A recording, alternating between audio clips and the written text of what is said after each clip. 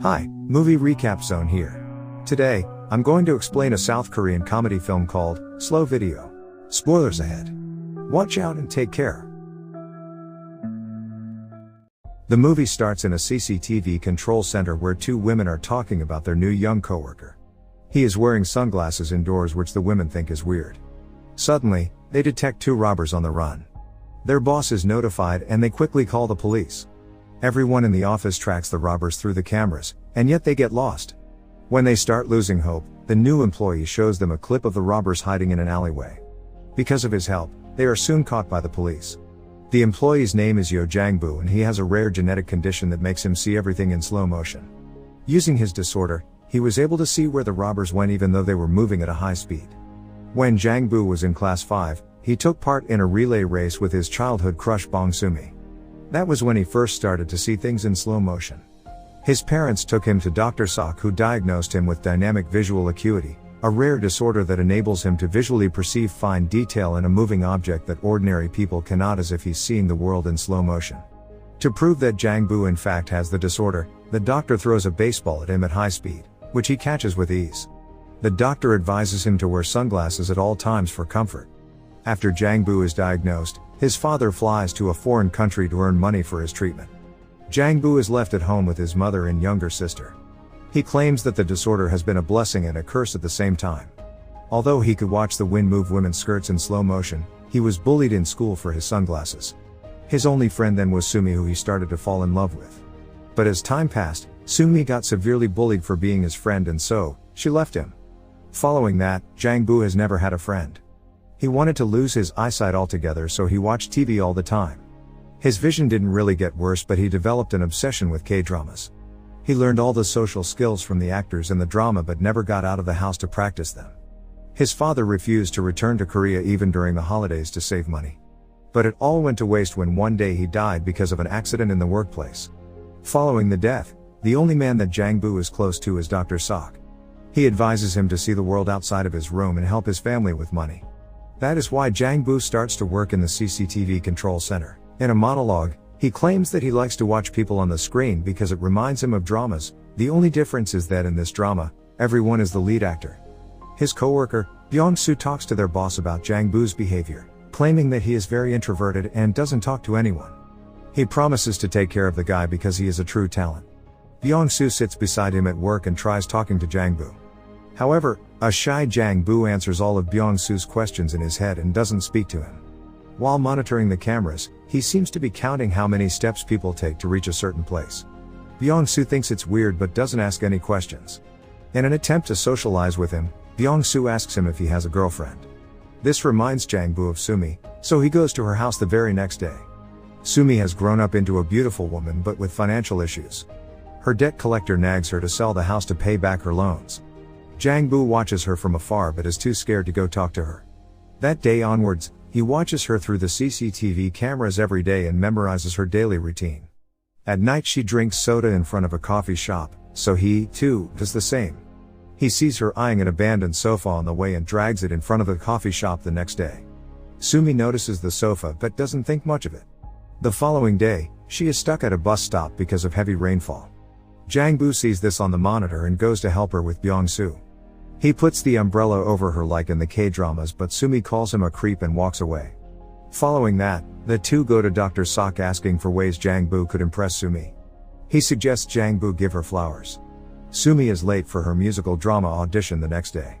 She calls the manager and starts singing in the middle of the road as her audition. As she sings a beautiful song, the bystanders watch her in awe. Jang-Boo also arrives there with a bouquet of flowers. He hands her the flower after the song, but Sumi doesn't appreciate it. She tells him she would rather prefer a box of ramen and walks away. Jang-Boo calls her name and finally introduces himself as her childhood best friend. But she claims that her name is Oh Sumi and not Bong Sumi. It turns out Jang-Boo has been following the wrong woman all this time, yet he has started to fall for her deeply. That evening, they accidentally bump into each other and Sumi makes Jang-Boo carry her groceries. Before leaving, Sumi asks him why he is looking for Bong Sumi, to which he replies that he used to like her in school. The next day at work, Jang-Boo sees Sumi receive a phone call on the monitor. The person on the other end informs her that she got a role in the musical. She jumps and dances in the streets as Jang-Boo watches her on the screen. That night, Sumi goes to celebrate at a local roadside restaurant. She notices Jang-Boo watching her from outside and invites him in. As they talk, she shows him the musical script and practices her lines. Jang-Boo compliments her acting and shows her a talent of his own. Soon, the entire restaurant watches Jang-Boo catch spoons thrown at him. The following day, Jang-Boo walks around Sumi's neighborhood while counting his steps. Byung-soo sees him doing this and realizes he is trying to memorize the ways. While returning home, Sumi finds Jang-Boo waiting for her. They walk together talking about several things. She asks him what his job is and finds out that he works at the CCTV center and can watch people all day. They stop in front of the cafe that Sumi always stares at. She reveals that she has a crush on the cafe's owner and gushes about him owning a car. A jealous Jang-Boo stares at the owner for a long time. He has made up his mind to take her on a ride to impress her. He asks everyone at work if they own a car in hopes of borrowing it. However, none of them happen to own one. While returning home, Sumi is approached by the debt collector. He starts to yell at her and threatens to hit her if she doesn't return the money. Jang-Boo and Byung-soo arrive there right on time and save her from the man. When Jang-Boo returns to work, Sumi yells thank you to one of the cameras, knowing that he is watching on the other end. At the end of the day, they meet at a park and talk for a long time. Jang-Boo asks her what she would do if she owned a car, to which Sumi says that she would drive to the sea every day. Since he cannot get a car, Jang-Boo befriends his local bus driver by traveling with him all day. He had been watching the driver play baseball alone at night through the cameras. At the end of the day, Jang-Boo joins him for a game and asks him for a favor. Byung-soo, the bus driver, and Jang-Boo pick up Sumi from the bus stop the next day and make their way to Busan to visit the sea. Seeing his efforts to make her happy, Sumi starts to like Jang-Boo. However, their bus is stopped by the border police who don't allow the local district bus to enter the other district. An angered Sumi tries to fight the policeman while Byung-soo calms her down. Their effort is useless because at the end of the day, they have to return home without reaching the sea. Jang-Boo's boss tells them about recent cases of women being abducted around the town and asks them to be on high alert at all times. Just then, Jang-Boo notices Sumi on a monitor, but she disappears right after. He freaks out and rushes to see if she is okay, only to see that she was trying to prank him to see if he will come. Sumi takes off his glasses for the first time and the two finally kiss. Jang-Boo takes Sumi home and she invites him in. However, their plans are ruined when Sumi notices the debt collectors in her house. They throw her belongings around, threatening her to return the money. Jang-Boo tries to run to her but suddenly falls down as his vision goes blurry. After the men leave, Jang-Boo and Sumi sit down to talk. In the pile of stuff that the collectors threw out are drawings that Jang-Boo made for Sumi when they were in school. Sumi reveals that she lied to him about being a different girl because she didn't want to be compared to her younger self. Jang-Boo keeps quiet the whole time as Sumi looks at the drawings while smiling.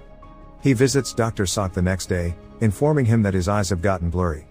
It turns out that with time, his disorder has gotten worse, because of which he will be losing his vision very soon. Jang-Boo had known that he would eventually go blind one day, that is why he has been counting steps everywhere he goes, so it would be easier for him when he loses his vision entirely. While Jang-Boo is troubled by his worsening vision, Sumi is worried about her debt. She sells her house and gathers enough money to pay her creditors back, but now, she has nowhere to live. Jang-Boo watches her on screen while she talks to a shopkeeper with a box of her belongings. Suddenly, his coworker notices a car suspiciously circling the same area. She looks closely at its number plate and notices that the car belongs to a kidnapper on the run. She notifies the boss and the police are informed immediately. However, they lose sight of the car and at the same time, Jang-Boo loses sight of Sumi. He freaks out and runs to save her from potential danger. On his way, he loses his vision completely and crashes the bike. Byung-soo notices this through the cameras and runs to help him. Sumi, on the other hand, is approached by a strange man who grabs her arm. But before he can take her away, Jang-Boo starts to run towards them. The abductor runs away, but Jang-Boo almost crashes into a bus. The police arrive and take Sumi in for interrogation. Now, Jang-Boo is left alone in the streets and is helped by Byung-soo. He cries while holding his friend, devastated on losing his vision. Several days have passed since the incident. Sumi gets busy with her life and doesn't contact Jang-Boo. She looks at the CCTV cameras often when she misses him. A few months later, she notices Jang-Boo inside her favorite cafe. She happily approaches him and waves her hand, but is shocked when Jang-Boo brings out his stick and walks the other way. She follows him around the town and finally reaches an art gallery that is filled with paintings of her that Jang-Boo has drawn. In a monologue, Jang-Boo says that he has lost his vision but he still remembers her. The next day, Sumi again follows him, but this time, he asks her where she wants to go. She realizes that he can sense her and the movie ends as the two hug. I hope you guys enjoyed this video. If you want to see more videos like this, click on the videos on your screen. And at last, I'll say stay well, stay safe, thanks.